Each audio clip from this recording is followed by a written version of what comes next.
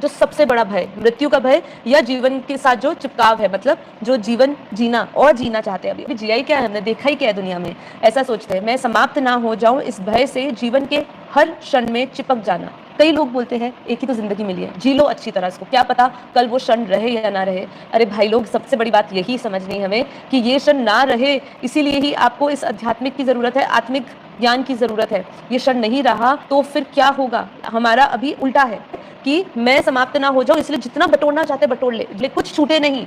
बस भगवान छूट सकता है, परमात्मा का ध्यान छूट जाए, परमात्मा का समर्पण छूट जाए, ये चलेगा, क्योंकि ये दिख नहीं रहा है, ये प्रत्यक्ष नहीं है और इसकी प्राप्ति भी प्रत्यक्ष नहीं है, इसीलिए ये छूटना जायज़ है, ये चलेगा।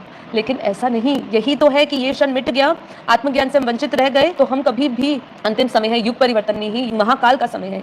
तो इस समय अगर हम लोगों ने ये नहीं जाना, आत्मज्ञान नहीं जाना और इसी क्षण को जीने में और बटोरने में सब कुछ लगे रहे, तो ये समझ लीजिए कि अगला जन्म भी होगा ना, तो हम लोग मुक्त नहीं हो पाएंगे, मतलब जन्म मरण से नहीं छूट पाएंगे। जन्म मरण से छूटने की सिर्फ और सिर्फ समझ लीजिए यही क्षण है, यही जन्म है, इसी जन्म में आप कुछ कर लिए तो कर लिए, अगले जन्म में नहीं होगा। क्योंकि वायुमंडल जिस हिसाब से है, हम देखते आ रहे हैं हर एक युग में, सतयुग से त्रेता, त्रेता से द्वापर, द्वापर से कलयुग, अब ये कलयुग के समय में वायुमंडल का प्रभाव देख रहे हैं। हम क्या आस रखे हुए हैं कि आने वाला जो वायुमंडल रहेगा अच्छा रहेगा? अगर मान लीजिए हमारी मृत्यु हो जाती है और हम वापस रीबॉर्न होते हैं जिस वायुमंडल में अभी से हमारे लिए इतना संघर्ष है, तो क्या इस जीवन में हम वापस जब जन्म लेंगे तो क्या संघर्ष नहीं होगा? क्या वायुमंडल दूषित नहीं होगा?